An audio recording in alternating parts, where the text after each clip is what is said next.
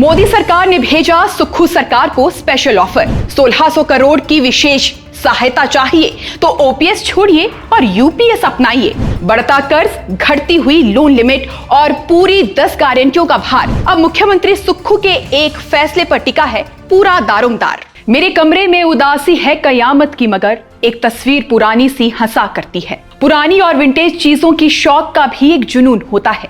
दुनिया भर में पुरानी चीजों को संजोया जाता है। हमारे भारत की प्राचीन विरासत को पहले आक्रांताओं ने ध्वस्त किया और अब मुगलिया विरासत भी केवल हैदराबादी बिरयानी तक ही सिमट कर रह गई है। खैर, हिमाचल प्रदेश में जारी मौसम की खुशगवारी के बीच ताजा सवाल यह है कि क्या हिमाचल प्रदेश में ओल्ड पेंशन स्कीम को फिर से बर्खास्त किया जा सकता है, क्योंकि केंद्र की मोदी सरकार ने हिमाचल की सुक्खू सरकार को 1600 करोड़ के विशेष सहायता का प्रस्ताव भेजकर उसके बदले में यूनिफाइड पेंशन स्कीम यानी यूपीएस अपनाने को कहा है।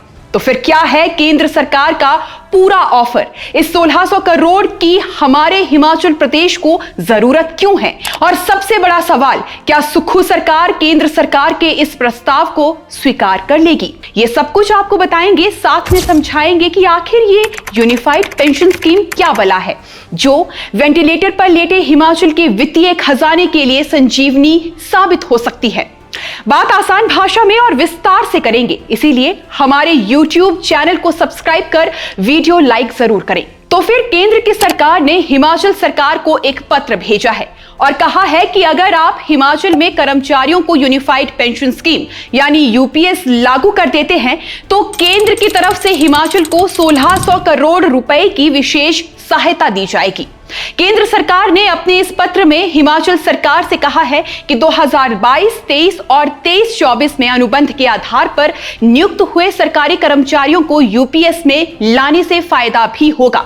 मगर इस मामले में जो सबसे ज्यादा ध्यान देने वाली बात है वो है इस पत्र की टाइमिंग, क्योंकि ये पत्र ऐसे समय पर आया है जब हिमाचल प्रदेश के खजाने की माली हालत काफी ज्यादा पतली हो गई है और सरकार ने भी अपने खर्च निकालने के लिए एडवांस में लोन ले रखा है। ऐसे में अब ये देखना काफी दिलचस्प होने वाला है कि क्या सुक्खू सरकार अब नए अनुबंध कर्मचारियों को यूपीएस के तहत लाने का निर्णय करती है या फिर उन्हें पुरानी पेंशन ही देगी। हालांकि राज्य सरकार ने अभी तक इस पत्र को लेकर कोई जवाब नहीं दिया है, लेकिन अब हर कोई ये समझना चाहता है कि यूनिफाइड पेंशन स्कीम हमारे कर्मचारियों के लिए फायदेमंद है भी या नहीं।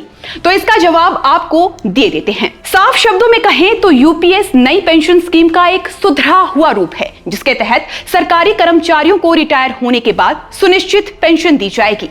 नए नियमों के हिसाब से अगर आपको अपनी नौकरी के आखिरी साल में हर महीने 50,000 रुपए सैलरी के तौर पर मिलते हैं तो फिर आपको रिटायरमेंट के बाद हर महीने 50,000 का 50% यानी पूरे 25,000 पेंशन के रूप में मिलेंगे और इसके बाद महंगाई राहत यानी डीआर की राशि को अलग से जोड़ा जाएगा।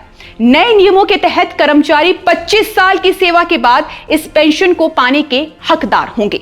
वहीं अगर किसी पेंशन भोगी की मौत हो जाती है तो उसे उस वक्त तक मिलने वाली पेंशन का 60% उसके परिवार को मिलेगा। और इस नई पेंशन की सबसे बड़ी खासियत है मिनिमम अश्योर्ड पेंशन, यानी कर्मचारी अगर 10 साल तक नौकरी करता है तो उसे और उसके परिवार को पेंशन के तौर पर मिनिमम 10,000 रुपए तो मिलेंगे ही मिलेंगे। मगर इतने सारे दांव पेचों से भरी इस पेंशन स्कीम का सबसे बड़ा ड्रॉबैक यह है कि केंद्र की यह स्कीम हिमाचल के कई सारे कर्मचारियों को रास नहीं आ रही है।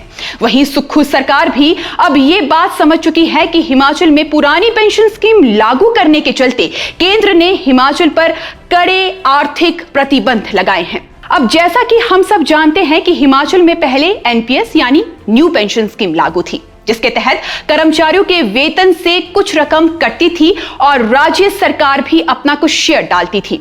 इसके बाद ये एनपीएस का पैसा केंद्र सरकार के पास जाता था और इसके बदले में केंद्र की सरकार हिमाचल की सरकार को अच्छी खासी लोन लिमिट सैंक्शन करती थी। मगर अब जब सुक्खू सरकार ने एनपीएस को हटाकर ओपीएस को लागू कर दिया है, तो केंद्र की सरकार ने भी प्रदेश के लोन लिमिट में नियमों के हिसाब से कटौती कर दी है। अब इसमें समझने वाली यही बात है कि लोन लिमिट में हुई ये कटौती नियमों के हिसाब से की गई है, ना कि ओपीएस लागू करने की सजा के तौर पर। ऐसे में अब यह देखना काफी अहम होगा कि सुक्खू सरकार केंद्र के इस ऑफर को स्वीकार करती है या फिर नहीं। बाकी पूरी बात समझने के बाद आप दर्शकों का इस मसले पर क्या कहना है, हमें कमेंट सेक्शन में जरूर बताइएगा। वीडियो पसंद आया हो तो इसे लाइक शेयर जरूर करें। अभी के लिए बस इतना ही, अगले वीडियो में जल्द मुलाकात होगी। नमस्कार।